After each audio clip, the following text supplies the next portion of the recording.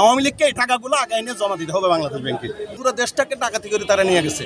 আওয়ামী লীগের একটা পানিশমেন্ট হওয়া উচিত এমন ভাবে যে বাংলাদেশে যাতে তার অস্তিত্ব না থাকে। ভাই, আমার একজন সাধারণ মানুষ হিসেবে আমার মতামত হলো, আওয়ামী লীগ যদি এদেশে আবার রাজনীতি করার আসতে পারে বা সুযোগ পায়, তাইলে সর্বপ্রথম যে কাজটা করতে হবে আওয়ামী লীগের, এটা হলো ইউটিউব আর ফেসবুক এটা দুনিয়া থেকে বিলুপ্ত করে দিতে হবে।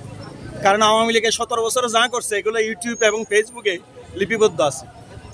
এখন সারা দেশে একযুগে যদি সোশ্যাল মিডিয়া যদি আওয়ামী লীগের অপকর্ম প্রসারিত হয়, তাহলে দেখবেন যে অবস্থা কি হবে। গ্রামে গঞ্জে যারা এখনো মহল্লায় আওয়ামী লীগের সাধারণ কর্মী সমর্থক, যারা এখনো মানে শান্তিতে বসবাস করতেছে, এই যে জটিকা মিছিল, বিভিন্ন ধরনের আওয়ামী লীগের আশা, হুমকি দমকি, এগুলোর কারণে ওরাই বিপদে পড়বে। কারণ এই দেশে আওয়ামী লীগের আশা একেবারে অসম্ভব, এটা কখনো সম্ভব না। কারণ চোখের সামনে এত মানুষের খুন, হত্যা এবং লুণ্ঠন, বিশেষ করে একটা ডাকাতি, পুরো দেশটাকে ডাকাতি করে তারা নিয়ে গেছে। 28 লক্ষ হাজার কোটি টাকা বিদেশে পাচার করছে। সুতরাং এটা জনগণের। আওয়ামী লীগকে এই টাকাগুলো আগায় নিয়ে জমা দিতে হবে বাংলাদেশ ব্যাংকে।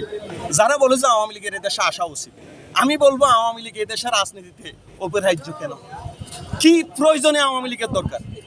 দেশ স্বাধীনের পরে আপনি শেখ মুজিবুর রহমান যে গণতন্ত্রের জন্য উনি জেল কেটেছেন, গণতন্ত্রকে হত্যা করে আপনার বাকশাল কায়েম করেছেন। স্বাধীন বাংলাদেশের প্রথম নির্বাচনে আপনি নির্বাচন এলাকা থেকে ভোটার বাক্স হেলিকপ্টার করে এনে ঢাকায় পরাজিত প্রার্থীকে বিজয়ী ঘোষণা করেছেন। তারপরেও কি বলতে হবে যে আওয়ামী লীগ দেশে অনেক কিছু করেছে? সুতরাং আওয়ামী লীগের একটা পানিশমেন্ট হওয়া উচিত এমনভাবে যে বাংলাদেশে যাতে তার অস্তিত্ব না থাকে।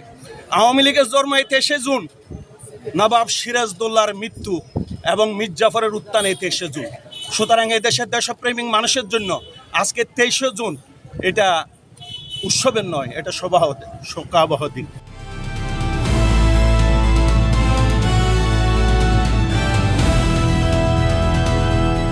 দিনাজপুর টিভি, মানুষের জীবনের কথা বলে।